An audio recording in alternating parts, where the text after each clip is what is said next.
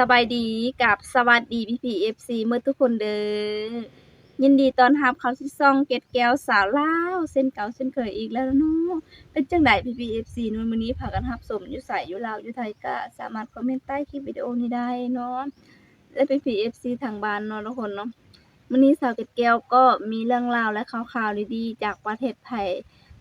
ยเอามานำเสนออีกเช่นเก่าเช่นเคยเนาะเป็นเรื่องราวที่ไปเจออยู่ช่องหนึ่งเนาะทุกคนที่ว่า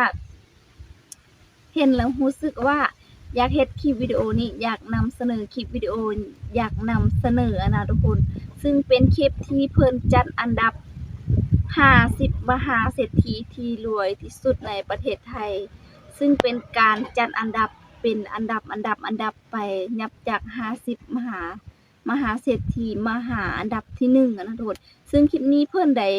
เป็นการจัดอันดับตั้งแต่ปี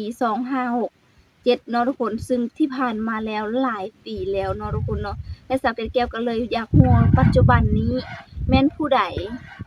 ก็เลยไปเจอคลิปเนาะทุกคนเพิ่นจัดอันดับ10อันดับมหาเศรษฐีที่รวยที่สุดในประเทศไทยณปัจจุบันนี้ทุกคนสาวเกร็ดแก้วเลยก็อยากเอามานำเสนอเพื่อแบบเพิ่นรวยระดับโลกเลยนะทุกคนสาวเกร็ดแก้วก็เลยอยากรู้ว่าทรัพย์สินของเพิ่นสิจั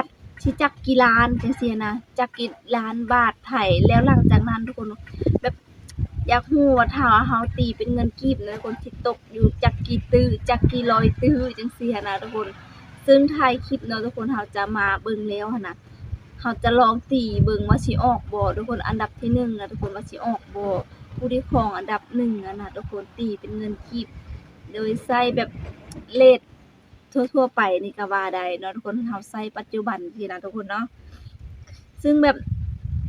ไล่เงินไล่สกุลเงินจังซี่นะทุกคนซึ่งแบบ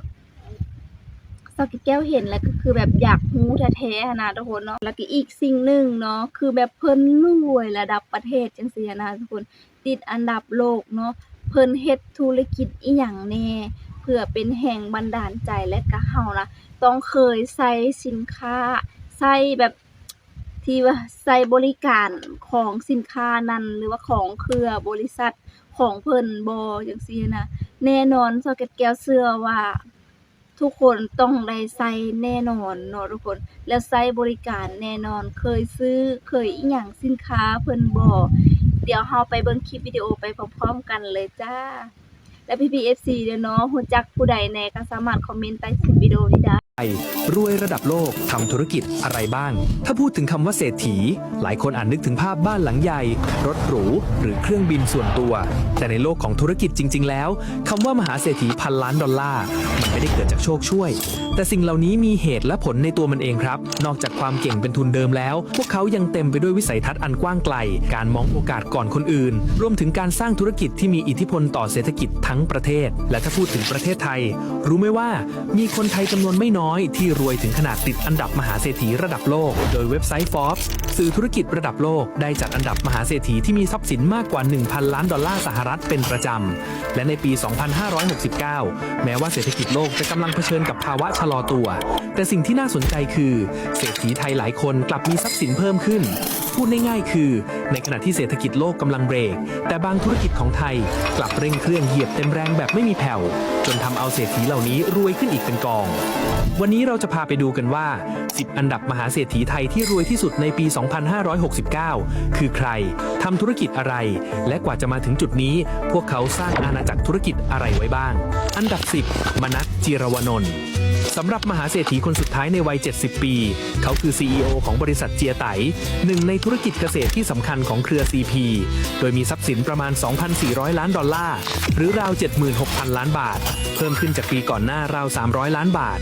เจ้าตัวคือส่วนหนึ่งของตระกูลผู้ก่อตั้งกลุ่มบริษัทเจริญโภคภัณฑ์กรุ๊ปมีความมั่งคั่งจากหุ้น 4.2% ในบริษัทโฮลดิ้ง CP Group ทั้งนี้ธุรกิจของเจียไตเกี่ยวข้องกับเมล็ดพันธุ์ปุ๋ยและเทคโนโลยีการเกษตรซึ่งเป็นพื้นฐานสำคัญของอุตสาหกรรมอาหารปัจจุบันถูกจัดอยู่ในอันดับที่ 1,868 ของมหาเศรษฐีโลกอันดับ 9 สมศรีล่ำส่ำมหาเศรษฐีหญิงของไทยอีกคนในวัย 70 ปี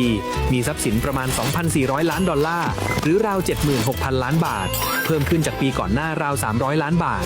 เธ ธอคือหนึ่งในผู้ถือหุ้นบริษัทโฮลดิ้งของ CP ซึ่งเป็นหนึ่งในผู้ผลิตอาหารสัตว์และปศุสัตว์รายใหญ่ที่สุดของโลกโดยมีหุ้นอยู่ 4.21% และอีกเช่นเคยแม้จะไม่ค่อยเป็นข่าวหรือผู้คนรู้จักมากนักแต่มูลค่าสินทรัพย์ที่เธอมีก็ถูกจัดอันดับมหาเศรษฐีโลกให้อยู่ในลำดับที่ 1,867 อันดับ 8 พงเทพ เจียรวนนท์อีกหนึ่งสมาชิกของตระกูล CP สำหรับมหาเศรษฐีวัย 74 ปีมีทรัพย์สินประมาณ 2,400 ล้านดอลลาร์หรือราว 76,000 ล้านบาทเพิ่มขึ้นจากปีก่อนหน้าประมาณ 300 ล้านบาทปัจจุบันดำรงตำแหน่งเป็นผู้บริหารระดับสูงในฐานะรองประธานกรรมการของเครือ CP ซึ่งมีบทบาทในการขยายธุรกิจของกลุ่มไปยังหลายประเทศและถือเป็นลูกพี่ลูกน้องกับเจ้าสัวธนินทร์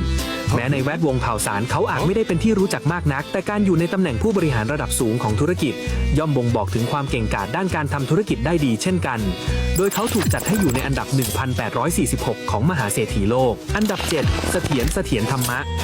เจ้าของคาราบาวแดงและเครือคาราบาวกรุ๊ปถ้าคุณเคยเดินเข้าร้านสะดวกซื้อในไทยมีโอกาสสูงมากที่คุณจะเห็นคาราบาวแดงเครื่องดื่มชูกำลังแบรนด์ดังซึ่งผู้ก่อตั้งคือมหาเศรษฐีวัย 71 ปีมีทรัพย์สินประมาณ 3,200 ล้านดอลลาร์หรือราว 110,000 ล้านบาทเพิ่มขึ้นจากปีก่อนหน้าราว 600 ล้านดอลลาร์สหรัฐอันดับ 6 นายแพทย์ประเสริฐปราสาททองโอสถเจ้าของอาณาจักรโรงพยาบาลและมหาเศรษฐีวัย 92 ปีปัจจุบันมีทรัพย์สินประมาณ 3,900 ล้านดอลลาร์สหรัฐหรือราว 123,000 ล้านบาทลดลงจากปีก่อนหน้าราว 100 ล้านดอลลาร์สหรัฐ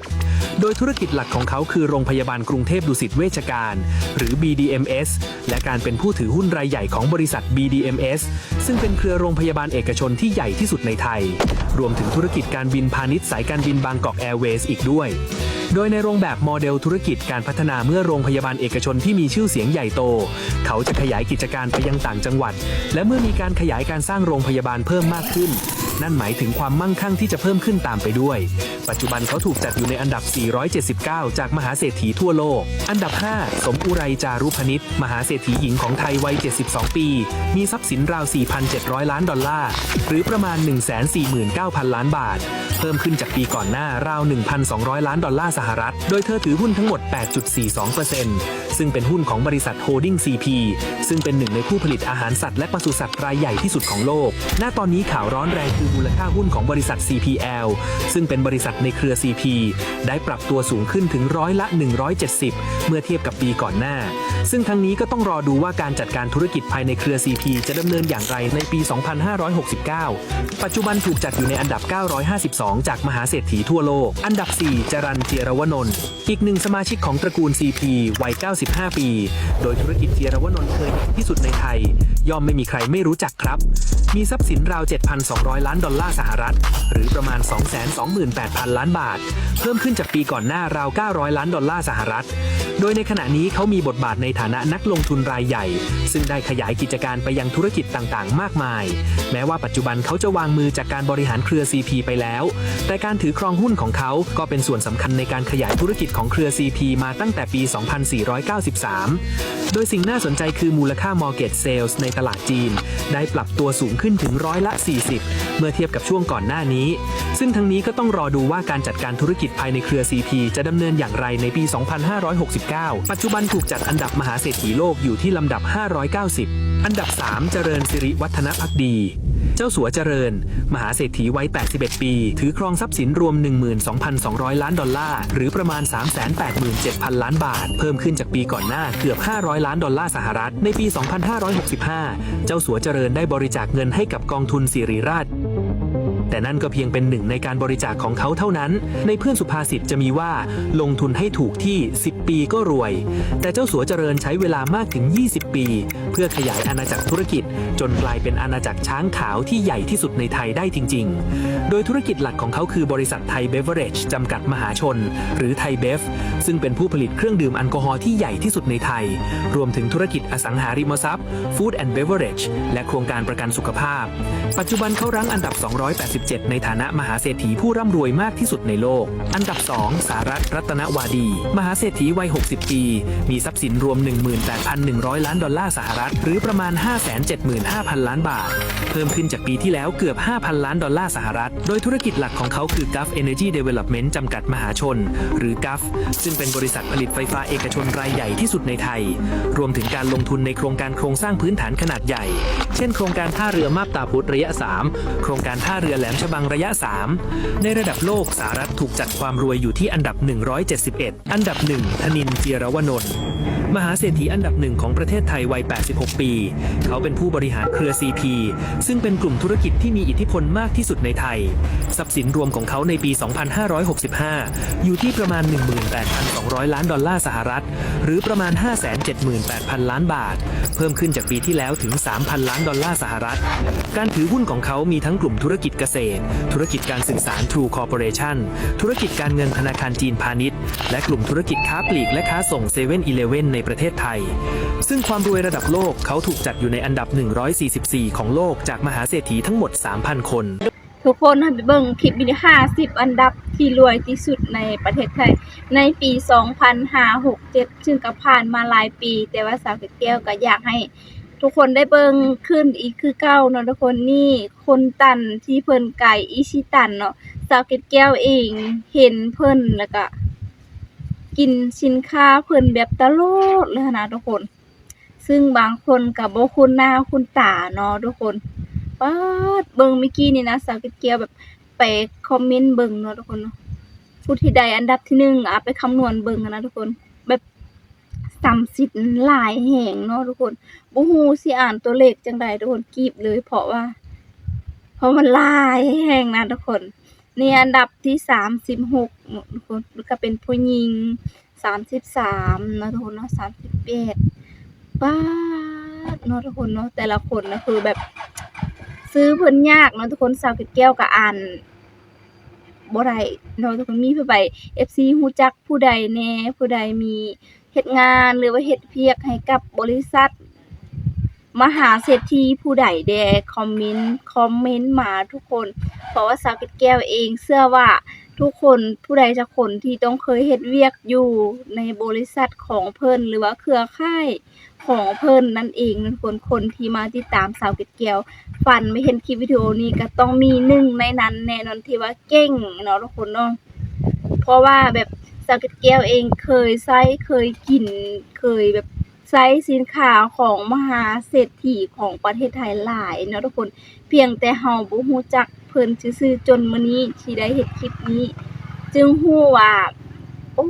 เฮาก็เป็นส่วนหนึ่งในการช่วยซัปพอร์ตธุรกิจของเพิ่นนั่นเองเนาะทุกคนโอ้อันนี้โรงแรมนะทุกคนโอ้โหโอ้คนต่างประเทศว่ะทุกคนหรืออาจสิมีเชื้อสายต่างประเทศเนาะทุกคนโอ้อันดับที่13เป็นผู้หญิงเนาะทุกคนป๊าดแต่ละอันดับทุกคนป๊าดเนาะแต่สาวเกดแก้วเองบ่ค่อยคุ้นหน้าคุ้นตาเนาะทุกคนเนาะบางคนก็คุณทักโอ้ทุกคนอันดับที่8ก็บ่คุ้นหน้าเนาะทุกคนที่9ที่บ่คุ้นหน้าเลยเนาะทุกคนบ่ค่อยเห็นเนาะสำหรับในนามคนลาวคือสาวเกดแก้วเนาะทุกคนอันดับ1สิแม่นไผเนาะทุกคนอันดับ1สิแม่นไผโอ้คนเก้าในคลิปที่แล้วนี้เนาะทุกคนอันดับ2อันดับ1เป็นจังไดเนาะพี่ๆ FC หลังที่จะเบิ่งคลิปวิดีโอนี้แต่ต้นจนจบเนาะในฐานะพี่ๆ FC ที่ว่าเป็นคนไทยเนาะทุกคนแล้วมีความรู้สึกจังไดเนาะทุกคนคือแบบมีผู้ใดที่ว่าฮู้จัก10อันดับเนาะสาวเกดแก้วขออนุญาตถามคนที่ว่าสาวเกดแก้วเอามานำเสนอหรือว่าบ่ฮู้เลยก็50อันดับในคลิปหลังนี้มีไผฮู้จักผู้ใดแหน่สำหรับสาวเกดแก้วเองบางท่านก็ได้เห็นผ่านๆแต่ว่าเฮาก็บ่ฮู้ว่าเพิ่นเป็นระดับมหาเศรษฐีแบบใดระดับประเทศระดับโลกขนาดนี้หั้นนะทุกคนแล้วมีมูลค่าทรัพย์สินแบบหลาย พันล้านหลายตื้อเลยหั้นนะทุกคนถมคนธรรมดาสามัญสินะมีแต่ใช้สินค้าเพิ่นใช้บริการในเครือข่ายของบริษัทเพิ่นสวมใส่สินค้าสวมใส่ผลิตภัณฑ์ของเพิ่นจั่งซี้นะทุกคน ซึ่งคนที่แบบคนแบบเห็นอยู่โซเชียลก็แบบเจ้าของอิชิตันเนาะทุกคนที่ว่าเห็นอยู่โซเชียลแล้วก็เพิ่นติดอันดับ1ไปในปีนี้ก็คือสาวเกดแก้วเนาะคือแบบ